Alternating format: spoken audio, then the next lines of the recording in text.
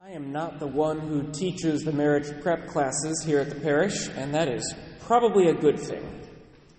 I had somebody in my office this month in a serious relationship ask me, "Father, what does it look like to discern marriage? How can we begin to decide whether we're supposed to get engaged and get married? What does it look like to have good discernment before marriage?" Well, one of the standard answers to that question, the answer that I started by giving, was you need to make sure you talk about some difficult things before you get married. So there is, of course, the growing together, there is the learning who each other is, there's the emotional unity and the spiritual unity and the intellectual unity and all of these things that are part of marriage. But when marriages break apart, they often break apart over fights about money, fights about time, fights about kids. And so when somebody's preparing for marriage, we really try to tell them, have those fights before you get married, because you want to make sure you're on the same page about the really big things before you actually make lifelong vows. Should have included religion in that question too. Not everybody is marrying another Catholic. You have to have a conversation about religion as well. But then I got a little dark. And I do this when discerning couples ask me this question. And again, probably best that I don't teach the marriage prep classes. But I said, in addition to those things, you really need to ask yourself what happens if your marriage suffers a catastrophe. Because the Church, the Lord, does not believe that marriage is temporary. It's lifelong. It's forever. There's no getting out of it. There's no divorce. And so you have to ask yourself, what happens if my future spouse cheats on me? What will I do then? What happens if it turns out my future spouse is an alcoholic and it really gets out of hand? What happens if my future spouse abandons me, walks away from me for a time, and maybe even asks to come back after a couple years? None of these are divorceable offenses in the Catholic Church, because there are no divorceable offenses in the Catholic Church. And so a couple preparing for marriage, I will tell them they need to have even those hard conversations before they get married, because what they need to do is make sure they are ready to give their entire life to the other person. Make sure they are ready to live up to the vows that they are about to make. That's what discernment for marriage looks like. And I tell you this because it's a relatable example to what Jesus is talking about here. He tells us to count the cost before we make the choice. He tells us to ask what we're getting into before we jump in with both feet. Marriage is something that many of us have experienced. We know what it's like to ask those questions ahead of time. Some of us also know what it's like to not ask those questions ahead of time and to be surprised in the middle and then to have to make a decision in kind of an urgency or a panic. But this is what the Lord is telling us, not just about marriage, one of the aspects of our faith, one of the sacraments of our faith. He's telling us that about Christianity itself.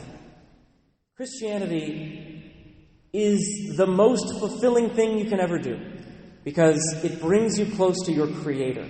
It brings you salvation. It gives you immunity to the sins and corruptions of this world.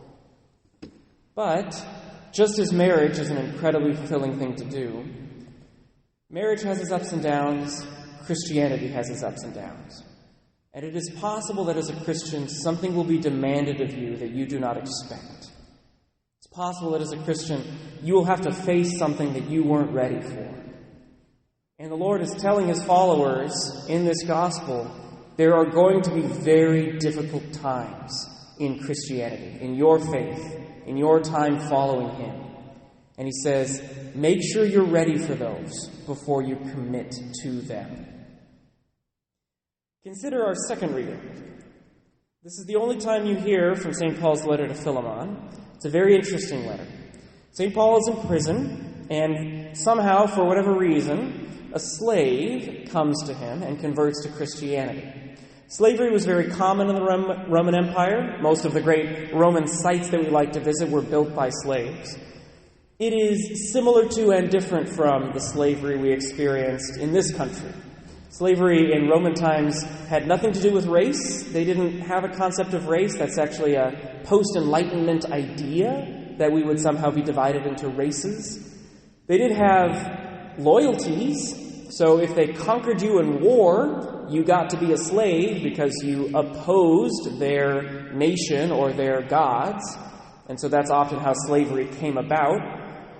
Slavery was not generational. It wasn't like once you're in the slave class, you're always in the slave class.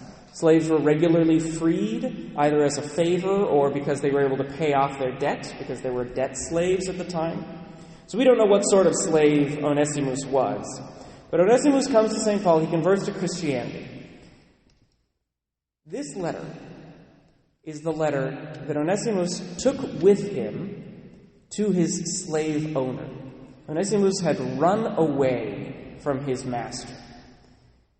And when he converts to Christianity, St. Paul knows that there cannot be unresolved division. Philemon, the man to whom this letter is written, is a Christian. St. Paul knows Philemon.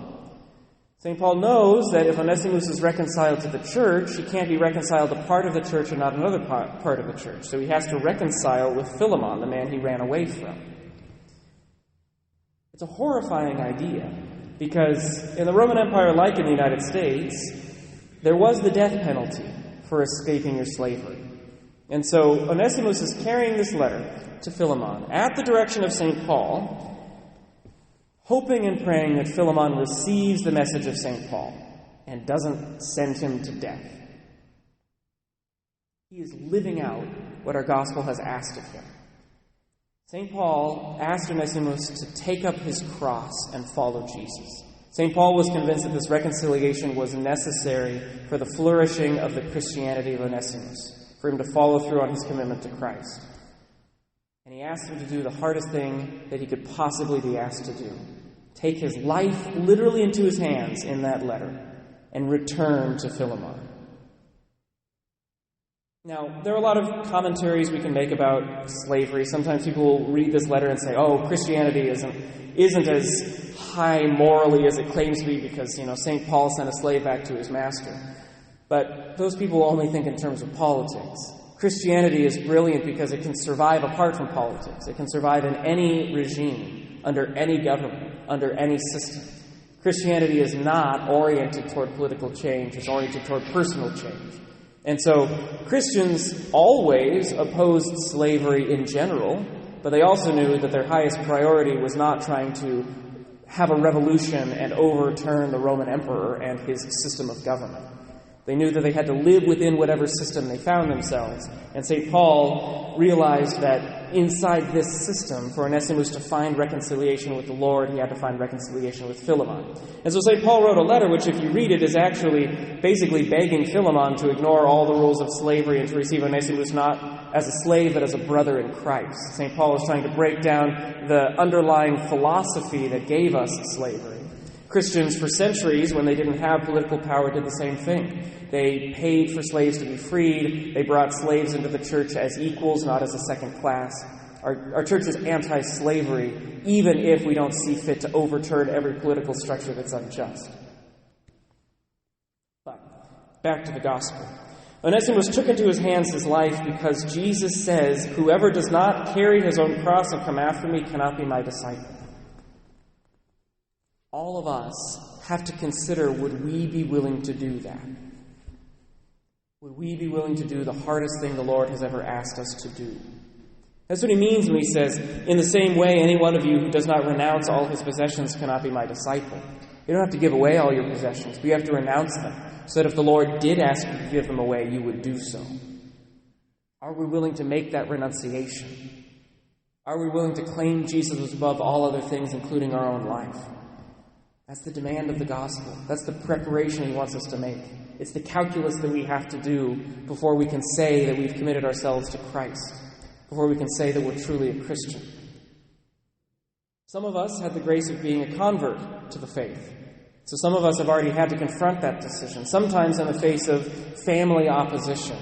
This is what Jesus means when he says you must hate your father and mother, brothers and sisters, wife and children. If converting to Christ meant that your family would disown you, would you do it? It's the calculus that we have to do. So some of us have the grace of being converts and that lets us it means that we've already made that choice to some extent.